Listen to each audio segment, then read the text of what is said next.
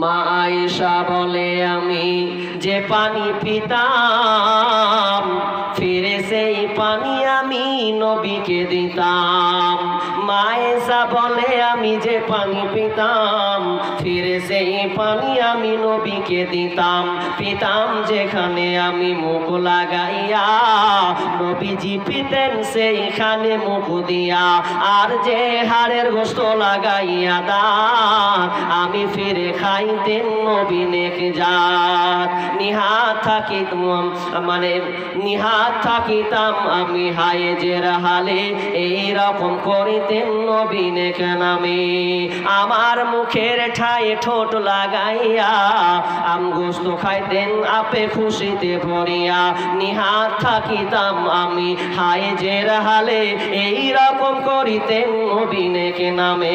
কবু ঘৃণা করে নাই নবীজি আমার, কত ভালোবাসিতেন বিবি দিগে তার। মা আয়েশা বলছেন আমি হায়েজ অবস্থায় থাকতাম অথচ আমার স্বামী আমার কোলে হিলান দিয়ে কোরআন তেলাওয়াত করত, আমার সঙ্গে আলাপ আলোচনা করত, একসঙ্গে গোসল করতাম, একসাথে খেতে বসতাম, এক অপরকে পানি টানাটানি করতাম। গোস আমি খেতাম তো বিশ্বনবী আমার কাছ থেকে গোস ছিনিয়ে নিতেন। আমি যেখানে লাগাতাম ওখানটাই তিনি খুঁজে খুঁজে লাগাতেন। এত মহাব্বত এত ভালোবাসতেন। ইসলাম নারীকে কত মর্যাদা দিয়েছে। মর্যাদা তো দিয়েছে দিয়েছে, আরব মহিলা আবার 12টা বাজিয়েছে।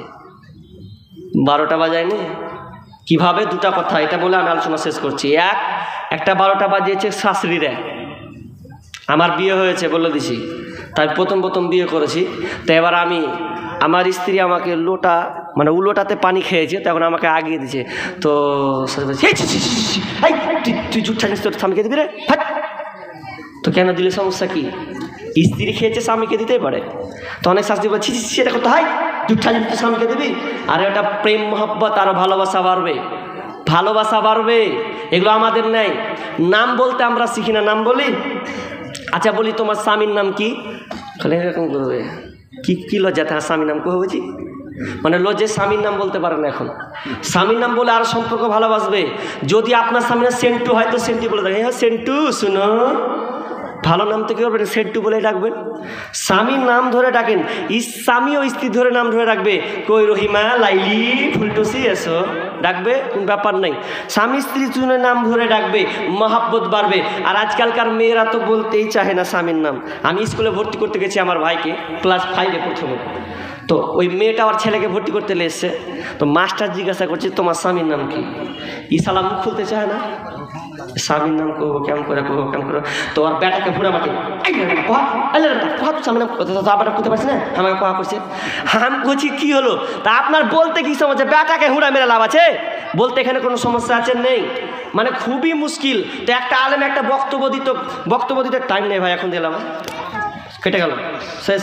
তো কাটতে কি হলো যে একদিন গল্প বলে না যে একটা স্বামীর নাম হচ্ছে রহমাতুল্লাহ, স্বামীর নাম রহমাতুল্লাহ।